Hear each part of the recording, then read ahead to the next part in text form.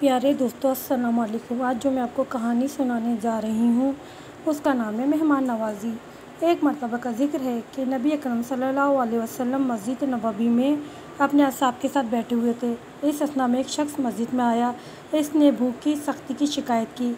رسول خدا صلی اللہ علیہ وسلم نے ایک شخص کو اپنی ازواج کے پاس بھیجا اور فرمایا اگر میری کسی ازواج کے پاس کھانا ہو تو وہ مسجد میں لے کر آؤ۔ وہ شخص کچھ دیر بعد حاضر ہوا۔ عرض کی یا رسول اللہ صلی اللہ علیہ وسلم آپ کی کسی بھی ازواج کے پاس کھانا موجود نہیں۔ رسول خدا صلی اللہ علیہ وسلم نے فرمایا تم میں سے کوئی ایسا ہے جو اسے اپنے گھر لے جائے اور اسے رات کا کھانا کھلائے۔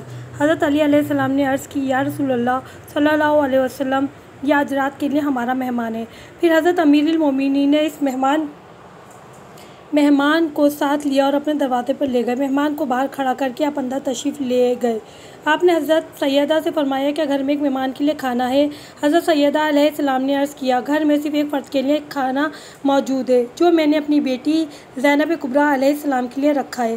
امیر المومنین علیہ السلام نے فرمایا بہتر ہوگا کہ آپ بچی کو سلا دیں، چراغ بجھا دیں تاکہ مہمان کو پتہ نہ چلے کہ کھانا کم ہے۔ فاطمہ زہرا علیہ السلام نے بچی کو سلانے کے لیے گود میں اٹھا لیا اور حضرت علی علیہ السلام دسترخوان مہمان کے لیے بچھا دیا۔ مہمان نے جی بھر کر کھانا کھایا۔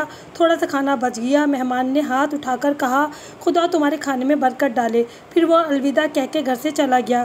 اس ایثار کو خدا کی راہ میں خرچ کرنے کی بدولت خدا نے اتنی برکت دی کہ گھر کے تمام لوگوں نے کھانا کھایا، نوکروں تک نے کھانا کھایا، پھر بھی کھانا ختم نہیں ہوا۔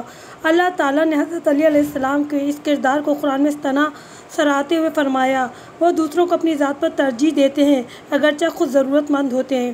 دوستو ہمیں بھی چاہیے کہ ہم لوگوں کی مہمان نوازی کریں کیونکہ رسول خدا صلی اللہ علیہ وسلم ارشاد فرماتے ہیں تمہارے گھر جب مہمان آتا ہے تو تمہارے گھر کی پریشانیاں مہمان اپنے ساتھ لے جاتا ہے۔ مہمان جب گھر میں آتا ہے تو آپ کے گھر میں برکتیں نازل ہوتی ہیں۔